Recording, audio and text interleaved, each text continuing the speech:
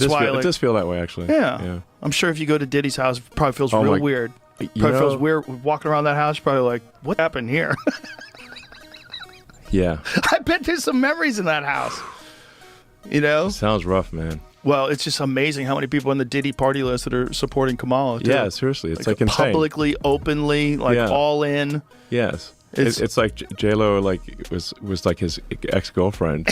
and it's like now deciding she's like warning people against Trump. I'm like, well, wait a second. So how many people did she warn against Diddy? Right. Oh, 0. Okay. Right. Well, maybe we shouldn't trust her opinion. Did you see the Babylon Bees take on it? Did you see the Babylon Bees? Babylon Bees awesome, but oh my God, they're so on fire because the left can't say anything. Well, the Onion has been crippled. Well, the problem is that like the find that post. The woke ideology makes like humor illegal. Yes. So when like there's so many humor no-fly zones, right? You can't make fun of anything.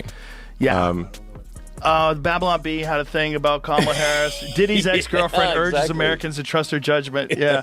By the way, you get to see how bad an actress she is, too. That speech was terrible. Like if she's going to be warning people, why did she never warn anyone about Diddy? Exactly. Yeah. The whole thing is so strange to watch play out. It seems like the Diddy thing was like an Epstein-type compromise deal, where whether he was doing it himself. Conceivably, people want to think that he's attached to some intelligence agency or something like that. I think he's a gangster who made $1 billion and knew how to control people by compromising them. That's what I think. Whether or not he had help, I don't know. Whether or not he shared some of that information with people so they knew they had compromising stuff on people, I don't know.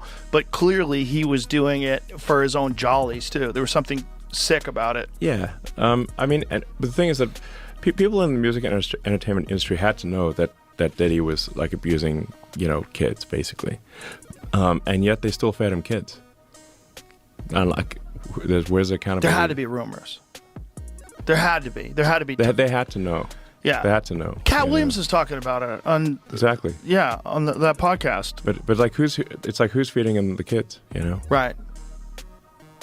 Yeah. And what videos do they have of these people where they're willing to defend him, and they're willing to keep quiet about all this? Like how many people were compromised?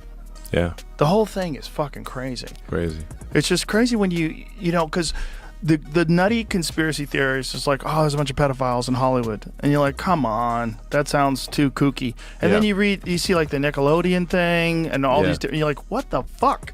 How much of this is real? There's a lot more real than I think people realize. Yeah. I mean, part of it is like you say, like where, if someone's like a pedophile, they're going to go for a target-rich environment.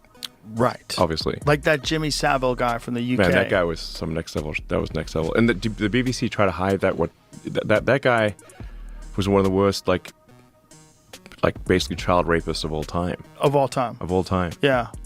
And looked like one. He looked like one. That's what's honestly, crazy. If you had a poster of does this guy look like the creepiest like fucking looking guy. Evil child rapist, then that 100%. He made it to the grave. Like, yes. Got away with it. Yes. Got away with it till he died. They hid it from people until he died.